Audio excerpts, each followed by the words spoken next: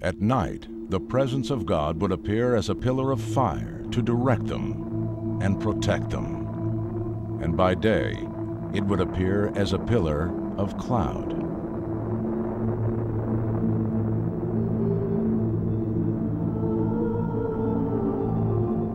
And throughout all their journeys, whenever the cloud was taken up from over the tabernacle, the sons of Israel would set out.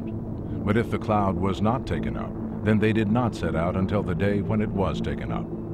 For throughout all their journeys, the cloud of the Lord was on the tabernacle by day, and there was fire in it by night, in the sight of all the house of Israel.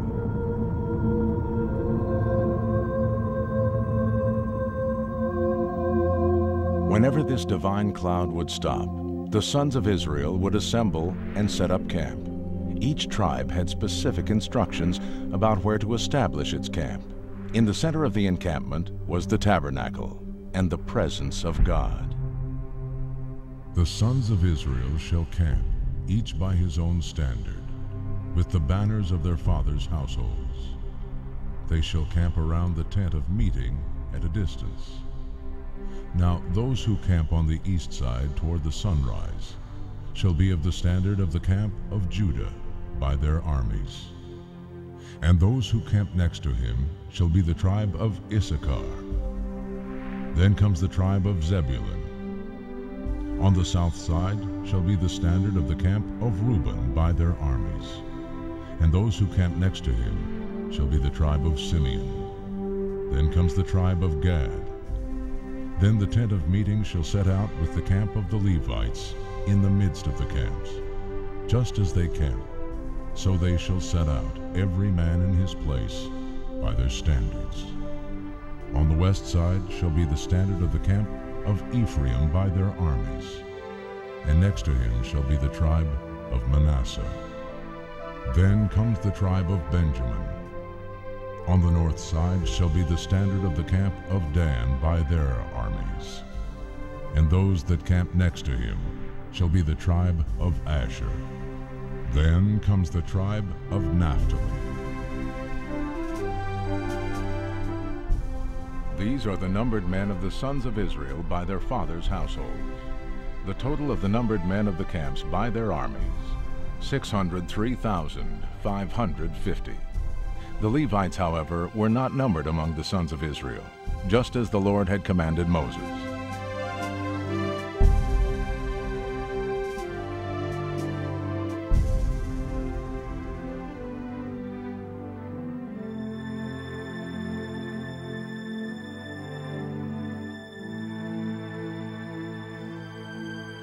God is holy. Nothing unclean or anyone with sin can exist in the presence of God. So a separation was created to keep the sin of the people apart from the holiness of God. This outer curtain was the beginning of that separation. No one harboring sin could pass through it, and the sole purpose in going beyond its borders was to seek atonement or the forgiveness of sins. And he erected the court all around the tabernacle and the altar, and hung up the veil for the gateway of the court. Thus Moses finished the work. Then the cloud covered the tent of meeting, and the glory of the Lord filled the tabernacle. And Moses was not able to enter the tent of meeting, because the cloud had settled on it. Man cannot survive in God's presence unless he is invited and is completely pure, and so even Moses, the man of God, had to wait until the cloud lifted before he could even enter the tabernacle.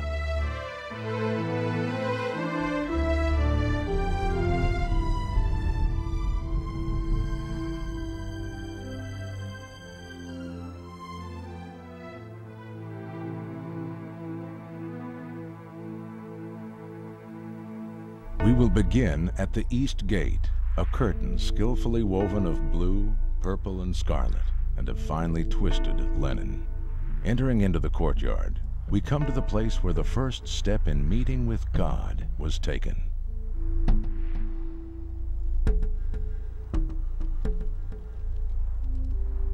In the understanding of the seemingly cruel sacrifices comes the beauty of forgiveness and a position of right standing with God. Build an altar of acacia wood, 3 cubits high. It is to be square, 5 cubits long and 5 cubits wide. Make a horn at each of the 4 corners, so that the horns and the altar are of one piece, and overlay the altar with bronze. Make poles of acacia wood for the altar, and overlay them with bronze. The poles are to be inserted into the rings, so that they will be on the 2 sides of the altar when it is carried.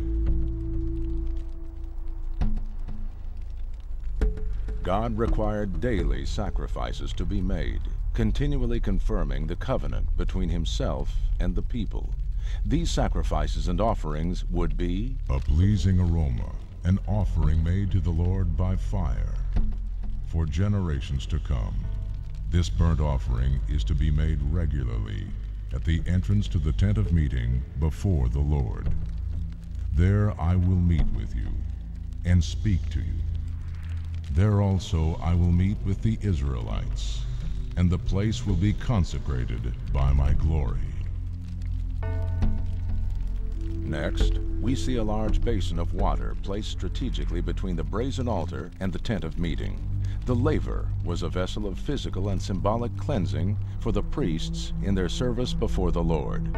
It was absolutely essential that they were to be clean before beginning the process of meeting with their holy God.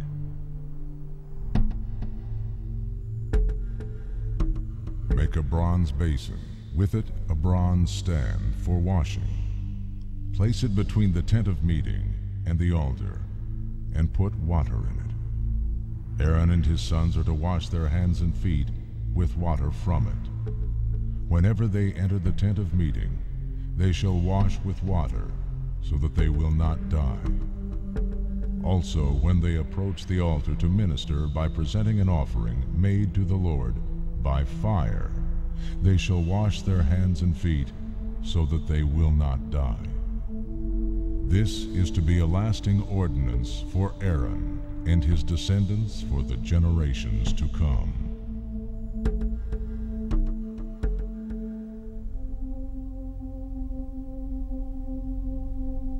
Once again, we come to a place of further separation and increasing holiness, for only the priests would enter into the tent of meeting to tend to the tasks inside. The curtains served to place emphasis on purity and consecration, which were prerequisites before proceeding into the first room of the tent of meeting. This visual reminder heightened the importance of God's holiness.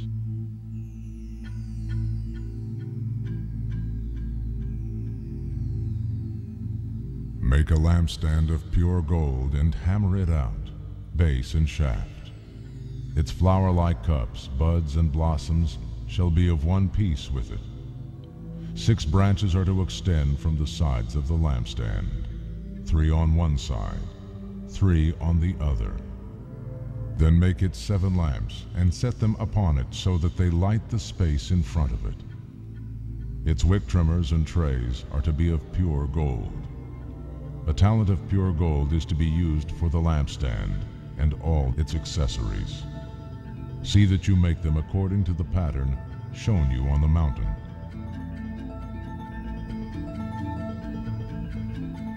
Closed off from the outside world, the single source of light for the holy place came from the 7 lamps atop the golden lampstand. The combined light of these oil lamps would reflect well off the walls, since they were covered completely with gold. The ambient glow of the lampstand would illumine across the room to the table of showbread. On this table were kept 12 loaves of fresh bread, 1 for each tribe, as a continual reminder of man's need for God's provision. This offering of bread was called the bread of presence, since it was kept before God's presence.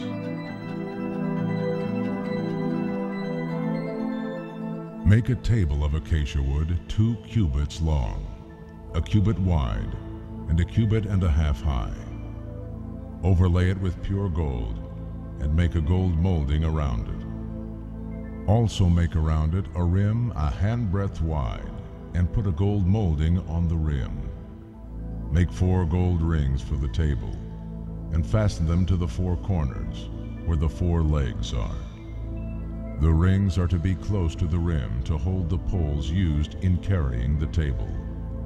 Make the poles of acacia wood, overlay them with gold, and carry the table with them.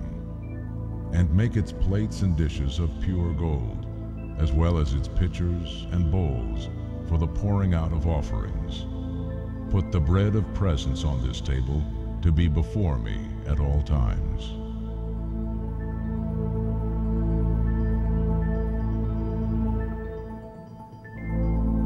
Since the desert was not a source of abundant food, God provided all the food the Israelites needed to sustain them. The table of showbread, then, represented an offering to God. They would give an offering of their first fruits from the abundance that He had provided. It was a thanks offering, expressing gratitude for God's abundant blessings.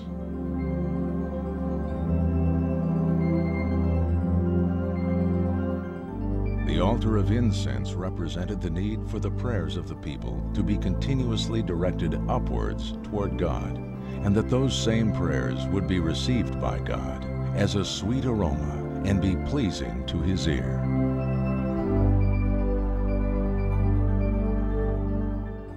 Make an altar of acacia wood for burning incense. It is to be square, a cubit long and a cubit wide, and 2 cubits high. Its horns of 1 piece with it.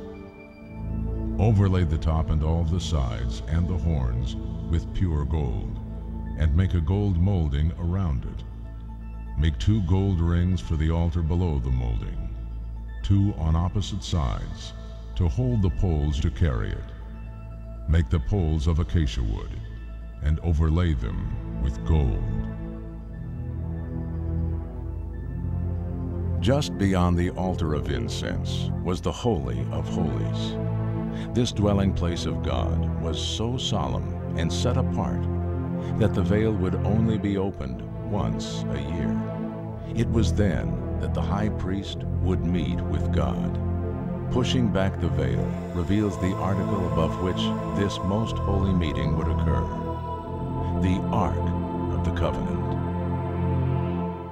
Have them make a chest of acacia wood, 2½ cubits long, a cubit and a half wide, and a cubit and a half high. Overlay it with pure gold, both inside and out, and make a gold molding around it. Cast 4 gold rings for it, and fasten them to its 4 feet, with 2 rings on one side, and 2 rings on the other. Then make poles of acacia wood and overlay them with gold. Insert the poles into the rings on the sides of the chest to carry it. Make an atonement cover of pure gold, 2½ cubits long, and a cubit and a half wide. And make 2 cherubim out of hammered gold at the ends of the cover. Make 1 cherub on one end, and the 2nd cherub on the other. Make the cherubim of 1 piece with the cover at the 2 ends. The cherubim are to have their wings spread upward, overshadowing the cover with them. The cherubim are to face each other, looking toward the cover. Place the cover on top of the ark, and put in the ark the testimony, which I will give you. There, above the cover between the 2 cherubim that are over the ark of the testimony, I will meet with you and give you all my commands for the Israelites.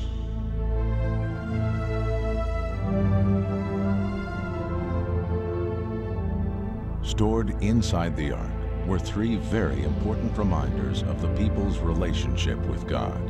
Each one reminded the Israelites of having learned a specific lesson from God. The value in keeping these 3 items was to build a remembrance of God's provision and direction for His children. Since the desert could not produce enough food for all the people, God provided a special food for them every morning, manna. 6 days of every week, they collected this heaven-sent food. The Israelites had received this manna faithfully each morning for 40 years as an enduring testimony. A golden pot filled with manna was kept inside the ark. Inside the golden pot was an omar's worth of manna, or 1 day's portion. The people of Israel called the bread manna. It was white like coriander seed and tasted like wafers made with honey. Moses said, "This is what the Lord has commanded. Take an omar of manna and keep it for the generations to come, so that they can see the bread I gave you to eat in the desert when I brought you out of Egypt. Then place it before the Lord to be kept for the generations to come." As the Lord commanded Moses, Aaron put the manna in front of the testimony, that it might be kept. The difficulties of life in the desert became a heavy toll for many of the Israelites. They even revolted against the leaders God had chosen for them. Yet, God proved to them that He had chosen their leader.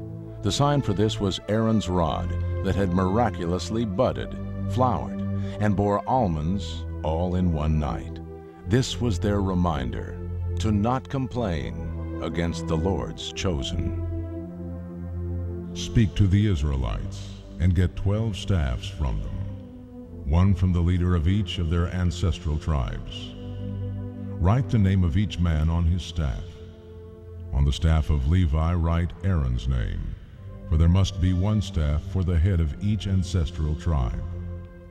Place them in the tent of meeting in front of the testimony, where I meet with you. The staff belonging to the man I choose will sprout, and I will rid myself of this constant grumbling against you by the Israelites.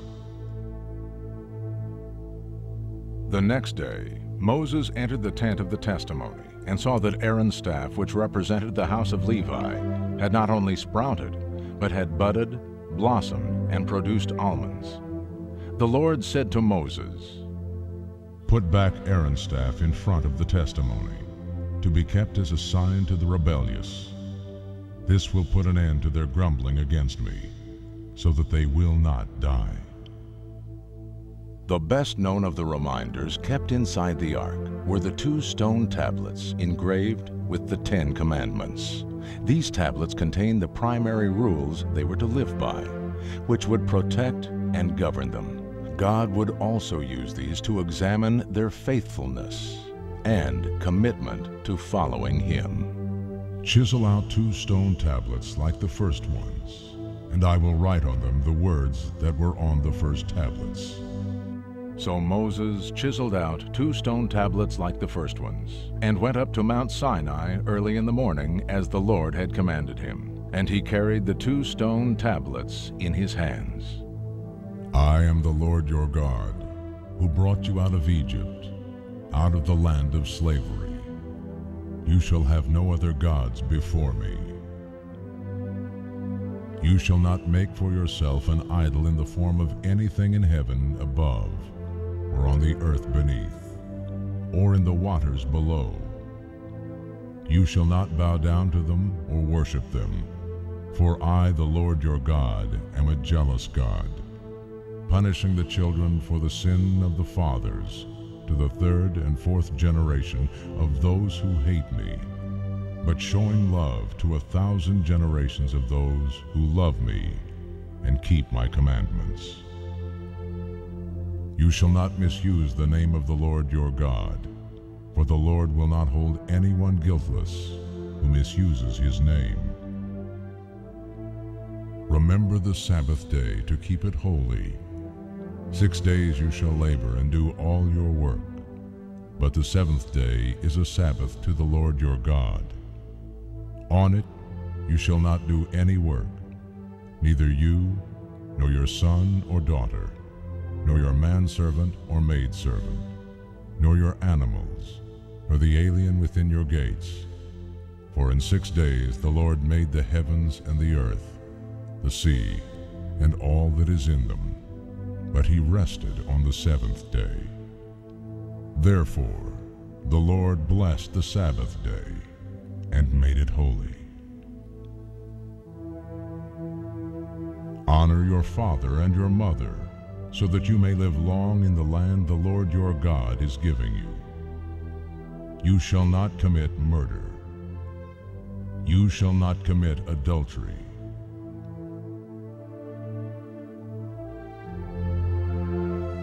You shall not steal. You shall not give false testimony against your neighbor. You shall not covet your neighbor's house. You shall not covet your neighbor's wife, or his manservant or maidservant, his ox or his donkey, or anything else that belongs to your neighbor.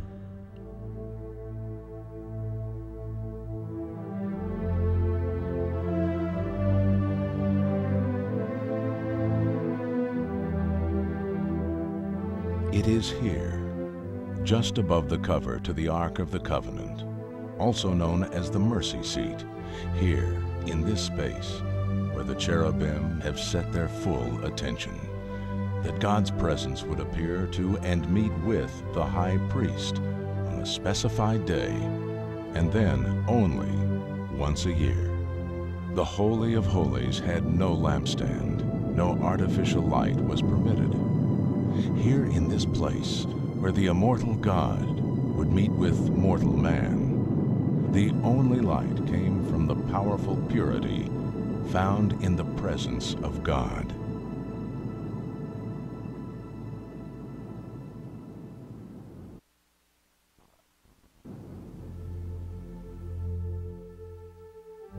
God told Moses that this earthly tabernacle was a model of the true one in heaven.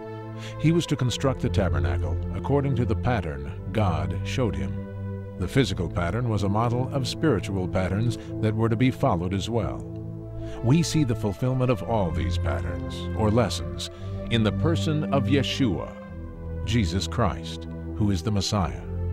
Through his sacrifice on the cross, he made it possible for us to come into a personal relationship with the Creator of the universe. When we come to fully understand and trust in Jesus as Messiah, we can then stand before God, cleansed and forgiven.